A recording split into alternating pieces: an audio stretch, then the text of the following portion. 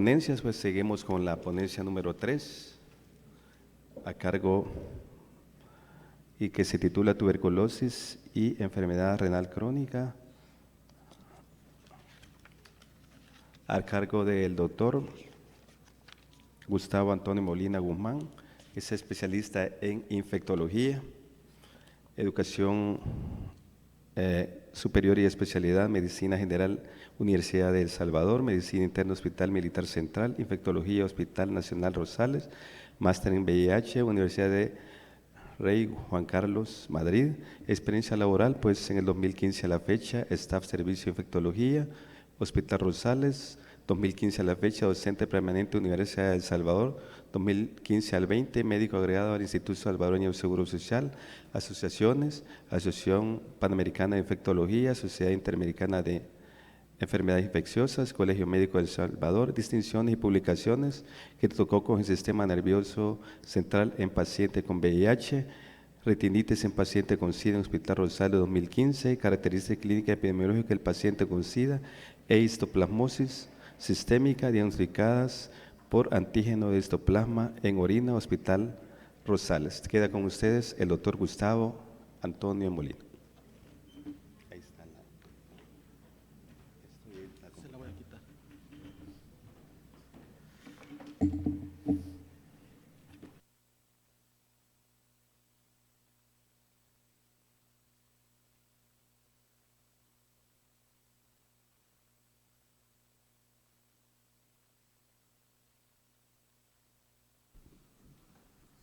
Buenos días a todos. En honor al tiempo, pues vamos a empezar.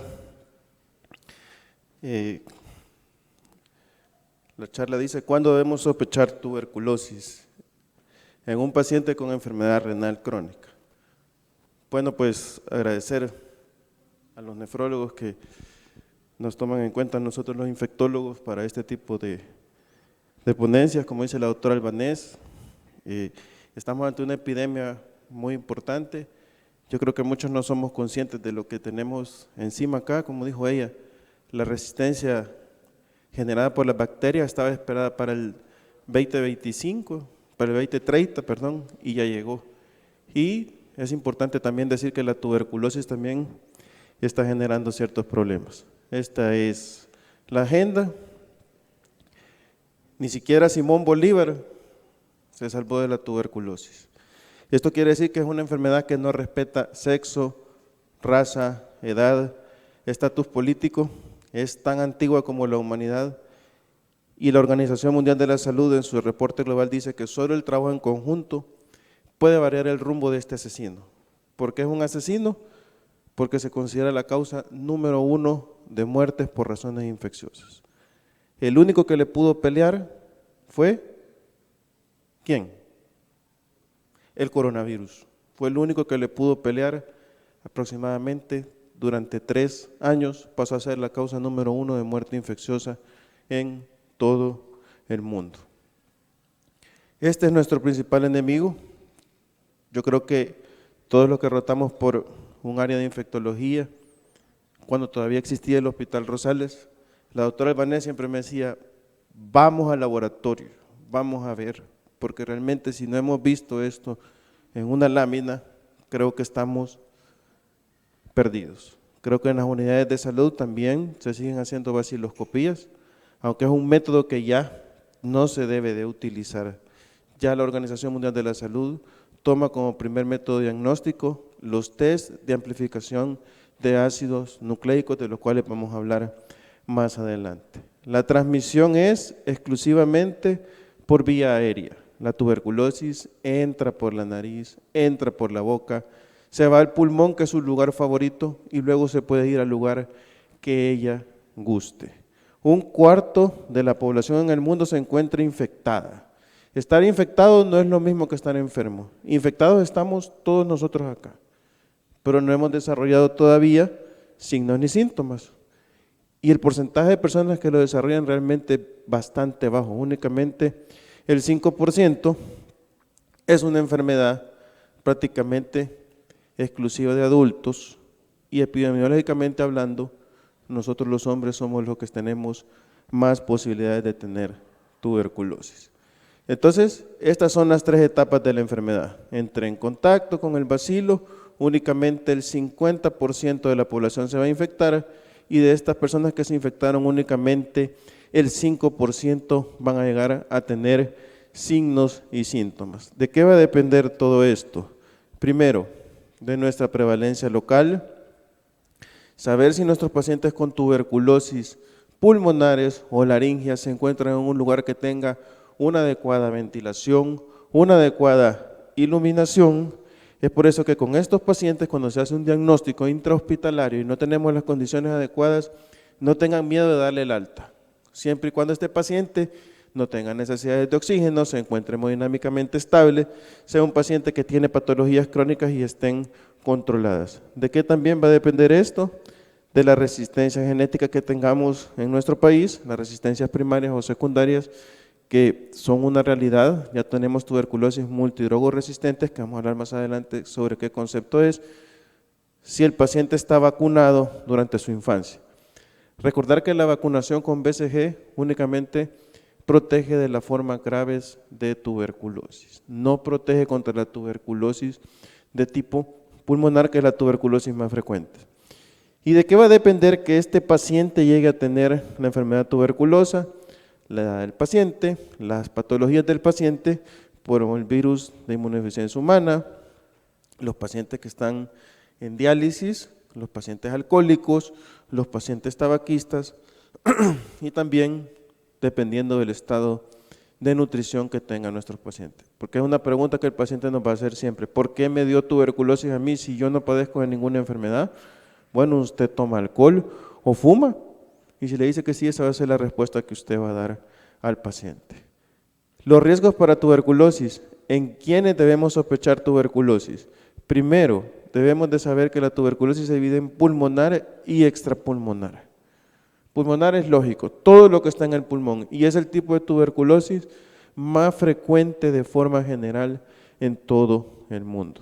La tuberculosis extrapulmonar, en pacientes con VIH o pacientes sin VIH, la forma más frecuente sigue siendo la tuberculosis de tipo ganglionar o linfadenitis tuberculosa. Por ejemplo, este estudio en Corea del Sur, que es una parte del mundo, el sudeste asiático, y la parte africana que se encuentra bajo el desierto del Sahara, son las partes del mundo que tienen mayor carga epidemiológica para esta enfermedad.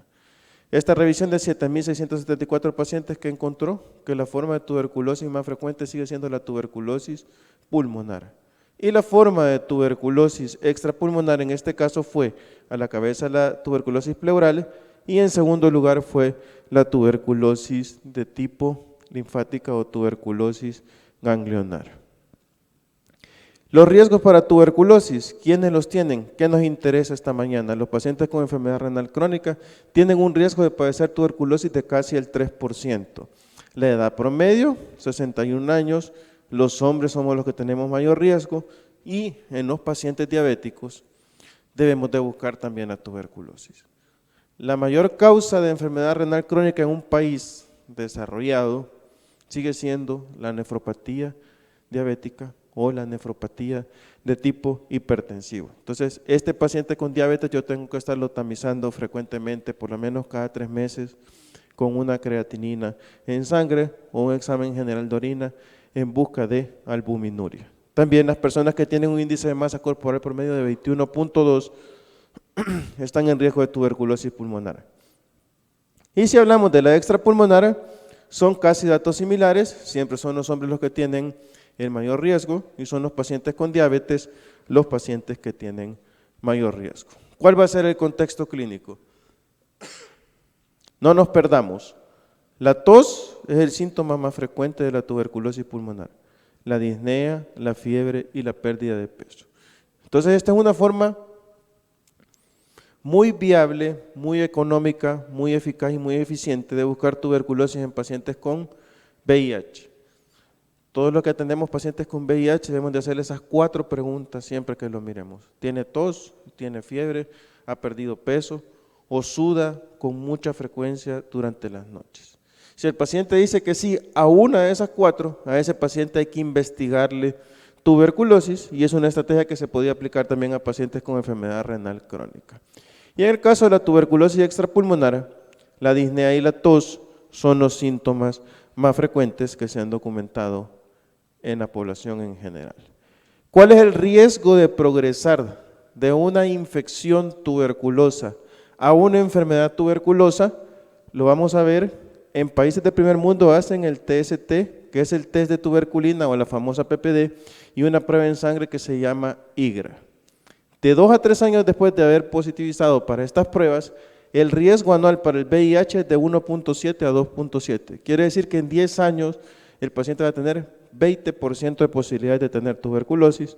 En los niños, vean cómo incrementan los contactos de un 14.6. Este niño en 10 años puede tener hasta un 70% de posibilidad de tener tuberculosis, y es por eso que a los niños se les brinda terapia preventiva con isoniazida. La enfermedad renal crónica, estadios 4 y 5, con o sin diálisis, de 0.3 hasta 1.2%. Entonces veíamos también cómo descuidamos el alcohol y el tabaco. Dejamos de preguntar si el paciente fuma o si el paciente toma. Siempre dice, doctor, ¿y usted por qué me pregunta si yo tomo? Si yo eso no lo considero un hábito insalubre. Y hay muchos pacientes que solo por el hecho de ser alcohólicos tienen tuberculosis, tienen abscesos hepáticos también. Entonces, todo esto nos lleva a tener estos 4 retos. Primero, saber quién es el que está enfermo de tuberculosis. ¿Cuáles son los signos y síntomas más frecuentes de tuberculosis? ¿Cómo voy a diagnosticarlo y cuál va a ser el tratamiento apropiado? Bueno, entonces tengo este camino, el paciente está enfermo, cuáles son los signos y síntomas que tiene el paciente, son muy subjetivos, son muy generales, son insidiosos, tengo métodos diagnósticos disponibles y tengo un tratamiento apropiado. Entonces, ¿cuáles son las brechas que tengo? A veces el paciente no tiene signos ni síntomas. O son pacientes con síntomas muy leves o insidiosos. Mire, me siento mal, estoy perdiendo peso, pero soy diabético y tengo orinadera. Entonces yo atribuí esa perdedera de peso a mi enfermedad crónica. Luego, ¿el problema cuál es? El médico que no piensa en tuberculosis. Y si lo piensa, no tiene un gene expert disponible porque el paciente, a pesar de que tiene síntomas sugestivos de tuberculosis, no tose. Y empiezan a indicar vaciloscopía o gene expert y el paciente no tose. Hacemos un diagnóstico erróneo también de tuberculosis. Pensamos que este paciente puede tener tifoidea, que puede tener lupus, que puede tener un linfoma, etcétera. Y siempre hay demoras en el laboratorio. La doctora Albanés dijo que el film array se tarda 2 horas aproximadamente. El gene expert también se tarda 2 horas. Pero regresa a veces a los 3, a los 4 días. Pero realmente, ¿cuántos de nosotros estamos molestando al laboratorista diciéndole necesito esta prueba ya que solo tarda 2 horas? Y una vez que lo diagnostiqué, ¿cuál fue el problema? El paciente se me perdió. Ya no quiso regresar, etcétera, etcétera. No cuento con medicamentos adecuados y por ende no tengo un reconocimiento adecuado de la tuberculosis multidrogo resistente. Entonces, ¿cuál es la evolución natural de la enfermedad? La exposición al bacilo, 50% se infectaron. Una vez infectados, yo puedo hacerle estas pruebas, pero este paciente está asintomático y no es contagioso. ¿Por qué es importante esto? Porque en Estados Unidos, cuando usted pone un pie y dice que es salvadoreño, le van a hacer el IGRA. Y muchas veces los pacientes dicen, ¿qué es esta prueba? Salí positivo, ¿ahora qué voy a hacer? Me voy a morir, etcétera, etcétera, voy a quemar la cama, tantas locuras. Entonces, estas son pruebas de screening para buscar infección tuberculosa latente. Es decir, que el bacilo está ahí, pero no me va a generar signos ni síntomas. Luego, si yo investigo la enfermedad tuberculosa, yo debo hacer un test microbiológico, pero la desventaja es que estos tests, como vamos a ver más adelante, no son 100% sensibles ni son 100% específicos, como si lo son los cultivos para tuberculosis que pueden tomar de 6 semanas hasta 8 semanas.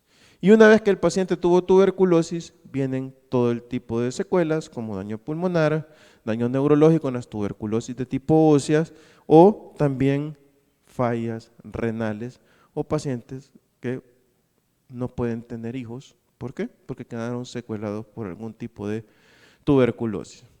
Bueno, yo creo que de enfermedad renal crónica los expertos son los nefrólogos, no tengo por qué detenerme mucho en esto, pero pues sí hago en énfasis en que tenemos una falta de acceso al reemplazo renal y esta es una situación fatal.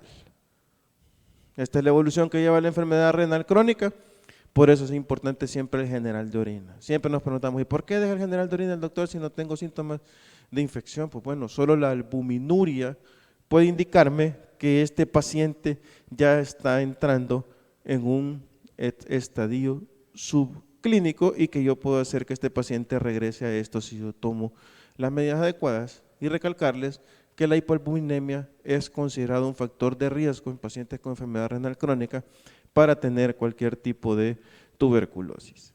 Espero que ninguno de ustedes haya escrito esto, ¿verdad? Porque si es así, lo siento mucho, pero pues son cosas que todavía siguen pasando en nuestros países.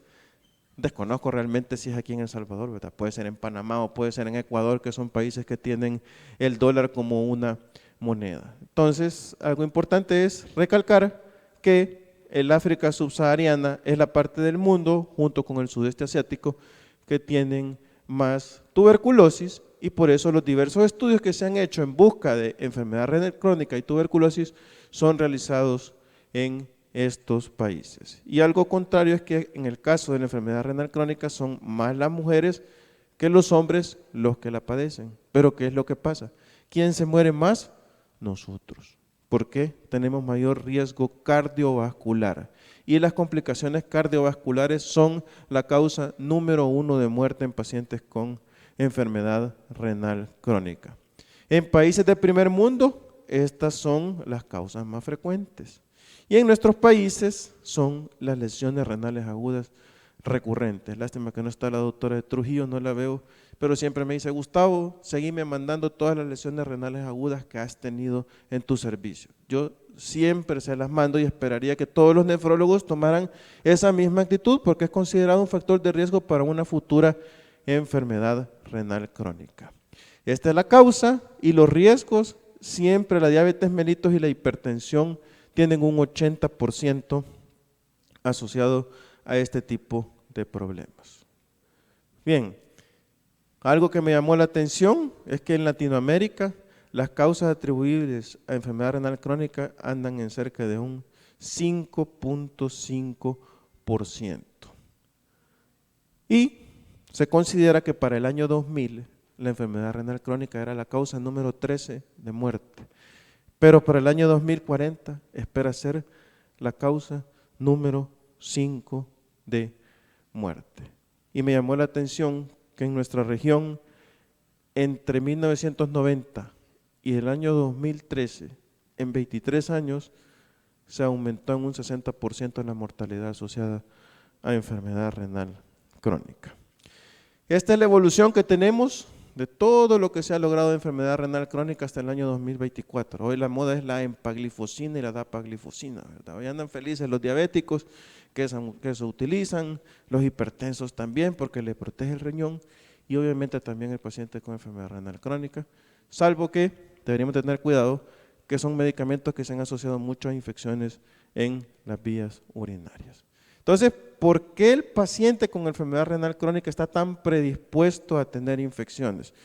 Primero, dijo el doctor Solano, la inmunidad celular es lo que se afecta más en un paciente con enfermedad renal crónica. ¿Por qué? No generan suficientes linfocitos y recordemos que los linfocitos generan memoria de tipo inmunológica. Luego, el envejecimiento, todos los que llegan a los 50 años, solo con llegar a esa edad ya es considerado un factor de riesgo para inmunosupresión. Y la causa número 1 de inmunosupresión después de los 50 años, sin ninguna patología crónica, ¿cuál es? ¿Cuál es? El insomnio. Las personas que tienen insomnio son personas que van a tener una lucha muy grande contra este tipo de enfermedades porque sus defensas empiezan a caer cada vez que estas personas se desvelan. Por eso es que el insomnio lo vemos como algo pasajero. No, yo no duermo, vea, paso con el teléfono sobre mi rostro hasta que me logro dormir. Y está demostrado que la luz del dispositivo móvil disminuye la secreción de melatonina, que es la hormona implicada en la génesis del sueño. Luego, la hipoalbuminemia, son pacientes malnutridos y tienen déficit de vitamina D, que está involucrada en la génesis de las células dendríticas a nivel renal. ¿Cómo está la tuberculosis? Ya lo había dicho, causa número 1 de muertes, 10 millones de casos nuevos anuales y 0.5 son drogoresistentes. ¿Tenemos formas de saber si ellos son drogoresistentes en nuestro país? Sí. El GeneXpert detecta el complejo Mycobacterium y le detecta si es resistente a rifampicina o no. Si es resistente a rifampicina, tiene posibilidades de un 90% de ser resistente también a isoniazida. Por lo tanto, ese paciente se cataloga como multidrogoresistente. ¿Cuál es la ventaja? ¿Que es una enfermedad que se cura? Sí, pero es una enfermedad que puede volver a dar las veces que quiera. La mortalidad para el año 2022 fueron 1.3 millones de personas. Las estrategias que se inventaron en aquel entonces, hemos pasado del disquete, del MS2, pasamos al Windows, hoy al Windows hay Pro y todo eso que ha evolucionado. También la Organización Mundial de la Salud quiere evolucionar. Y para hoy en día, ¿cuál es la estrategia que se tiene en mano? La estrategia fin a la tuberculosis. ¿Qué busca esta estrategia? Esto que ustedes ven. Una disminución en la incidencia del 80%, una disminución en muertes por tuberculosis de hasta el 90% y reducción en costos en los contactos caseros. Eso quiere decir las personas que cuidan a los pacientes con tuberculosis, porque estos pacientes hay que investigarlos. Y realmente yo creo que esto parece el almanaque, ¿verdad? Porque el almanaque siempre miente, ¿verdad? Dice que El Salvador tiene 30,000 kilómetros cuadrados y yo creo que para el año 2030 es mentira que vamos a lograr esto. Pero pues no debemos de tirarnos a la lona y debemos de seguir luchando. Bueno, esto creo que también ya lo habíamos mencionado, estas dos partes del mundo es donde está el principal problema y aquí ustedes pueden ver cómo los hombres somos los que llevamos la cabeza en los casos de tuberculosis. Y en las Américas, ¿qué ha pasado? Algo importante es que hay un aumento en la notificación de casos, es decir, la estamos buscando más. La tuberculosis se concentra en 8 países. ¿Qué nos interesa a nosotros? Guatemala y Honduras tienen muchos casos de tuberculosis multidrogoresistentes. Perú es un país que tiene mucha tuberculosis multidrogoresistente y Brasil también. Se incrementó en un 7% el acceso a pruebas de diagnóstico molecular. Claro, esta es una norma de OPS que debemos de cumplir y por eso en nuestro país se hacen este tipo de estrategias diagnósticas. En nuestro país existe la terapia preventiva para tuberculosis, está normada en el programa de tuberculosis para pacientes con VIH. Estos pacientes reciben esta terapia una vez cada 3 años y tiene una eficacia en la reducción de la tuberculosis del 66%. Y entonces, en nuestro país, ¿qué estamos haciendo? Bueno, vamos a ver, como dice la doctora Albanés, los casos es lo más importante. 24 años de edad, este es un caso real, no crean que es ficticio. 1 año de fiebre, 10 meses de dolor en mi abdomen derecho y 1 mes de aumento en intensidad de la fiebre. No tenía ningún antecedente médico y él tenía material de osteosíntesis en el antebrazo derecho que fue colocado en mayo de este año. Entonces él buscó nuestra opinión argumentando que su problema era el material de osteosíntesis. 1 mes previo a la evaluación, el paciente había tomado acetaminofén. El acetaminofén es como el credo y los esteroides, ¿verdad? Todo lo puedo en los esteroides y todo lo puedo en el acetaminofén. Consultó, le dieron ceftriaxona por 14 días, no mejoró y al no mejorar buscó la opinión de nuestro servicio al examen físico. Lo único positivo era que estaba desnutrido. Tenía un índice de masa corporal de 19 y tenía temperatura de 37 grados. Entonces, ¿qué hacemos? Le damos imipenem 7 días pensando que sea una Klebsiella, una pseudomonas. Tomamos hemocultivos en número de 2, como dijo la doctora. Le hacemos un aspirado de médula ósea. Le hacemos una prueba rápida para VIH. Pues el proceder fue dejarle una radiografía de tórax a pesar que el paciente no tenía ningún síntoma pulmonar y a pesar que el paciente, el pulmón estaba normoventilado sin ningún ruido adventicio. Pues bueno, siendo malo, ¿verdad? Tal vez aquí diríamos que hay algo, ¿verdad? Pero así quemarse las manos diciendo esto es una radiografía de una tuberculosis, creo que nadie lo haría. Bueno, entonces, ¿cuál sería el diagnóstico? Una fiebre de origen desconocido, que vamos a pensar algo infeccioso, algo neoplásico, algo autoinmune. Neoplásico, muy difícil por la edad del paciente. Está en la tercera década de la vida. Los linfomas y las leucemias son frecuentes en la segunda y la quinta década de la vida. Autoinmune, ¿qué tiene en contra? Es hombre. Las enfermedades autoinmunes son más frecuentes en las mujeres. De 10, 9 son mujeres y 1 es hombre. Entonces, ¿cuál es la causa más frecuente de fiebre de origen desconocido de tipo infecciosa? Como la radiografía estaba normal, pues bueno, le dejamos este TAC que reportó esta imagen. Y por las condiciones que todos ustedes saben, las dificultades para hacer una fibrobroncoscopía en nuestro hospital ahorita son notorias y pues se optó por dar tratamiento para una tuberculosis clínicamente diagnosticada. 1 año para hacer diagnóstico, 1 año. 15% de los pacientes que tienen tuberculosis no tienen un tratamiento en el momento adecuado. Caso número 2, otra vez, un hombre, 42 años, 2 meses de notar una masa en la ingle izquierda, no dolorosa y que se acompañaba de salida de pus. Tenía pérdida de peso de 10 libras. Y miren, era compadre, ¿verdad? Le gustaba el licor, etilista crónico. Entonces, temperatura 37, 28, una adenopatía en la ingle izquierda de 2x2, no dolorosa con salida de pus.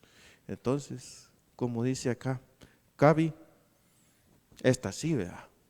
Yo creo que con esta dudar sí estaría difícil, vea, porque esta sí es una radiografía muy sugestiva de tuberculosis.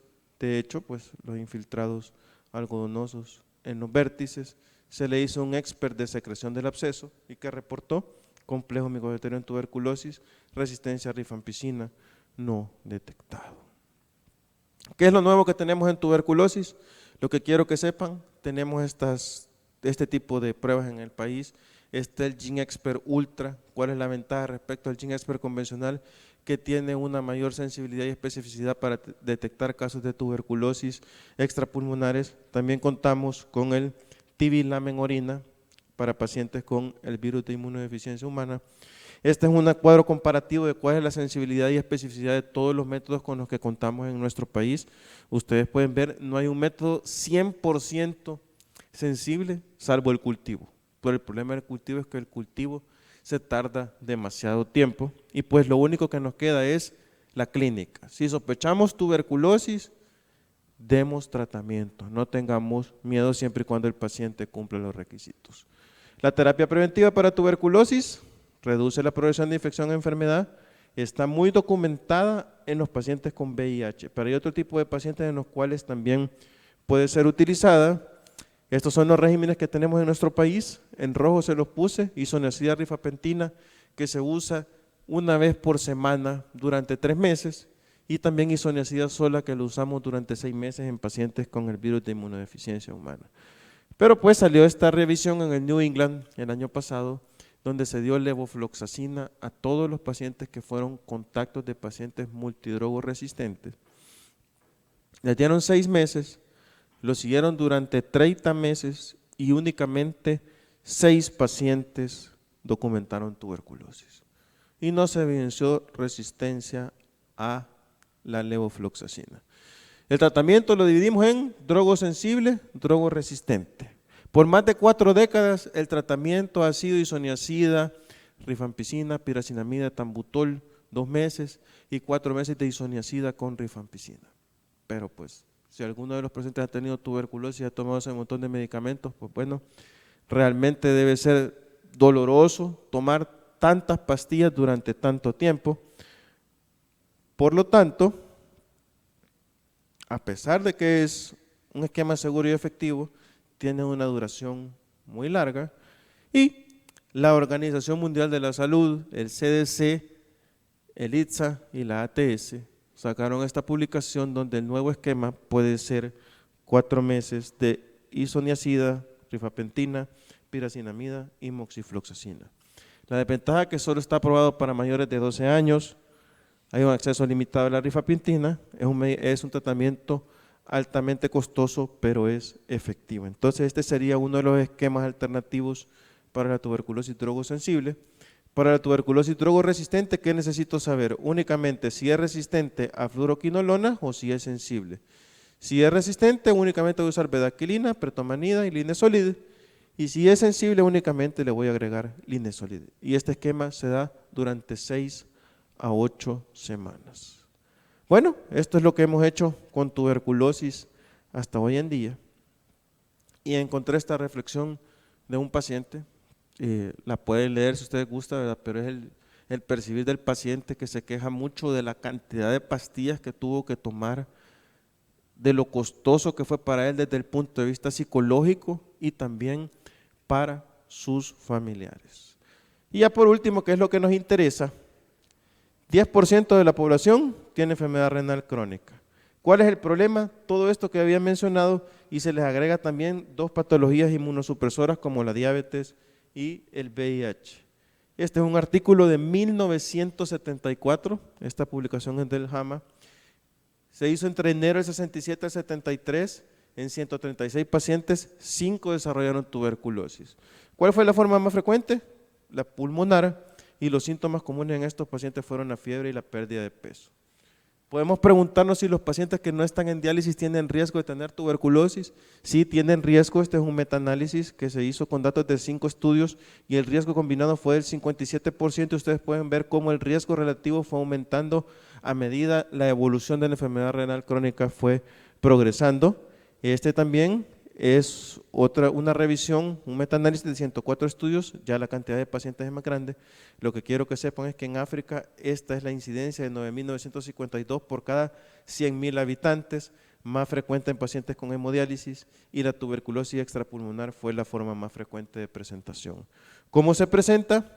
También una revisión de series de casos en Pakistán, en estadios 4 y 5, en 259 pacientes, 60% de tuberculosis fue extrapulmonar, pero ellos tienen el problema que tienen resistencia a la isoniazida, son multidrogos resistentes. Tuvieron recaídas también en un 6.2% y la forma más frecuente extrapulmonar fue la ganglionar. Me tomé la molestia de traer este estudio que lo hizo la doctora Karen Cruz y el doctor Nehemías Guevara, que hoy ya son internistas, lo hicieron en el 2016 y ellos querían saber cuál era el perfil epidemiológico de la tuberculosis en pacientes con enfermedad renal crónica. Este es el resumen del estudio: 30 pacientes, la edad entre 26 y 45, masculino. Todos, la mayor parte tenían creatinina mayor a 10, la mayor parte tenían albúmina menor a 3.5, la mayor parte eran diálisis peritoneal intermitente rígido, la mayor patología fue la hipertensión, la más frecuente fue la pleural y el método diagnóstico más utilizado fue el ADA, que ya no se debe utilizar. Bueno, y honor a quien honor merece. Yo sé que el doctor Guzmán allá me está viendo enojado porque no sale aquí, pero pues el doctor Chicas fue mi residente, los doctores Leiva, la doctora Aguilar, la doctora Benítez, la doctora Trujillo, el doctor Coto, que Diosito lo tenga en su gloria, y el doctor Trujillo. Pues hay que darles honor, porque como ustedes saben, el hospital pues ya no va a existir, y pues creo que es importante hacer el honor a todos ellos que han sido maestros de todos nosotros. Bueno, muchas gracias.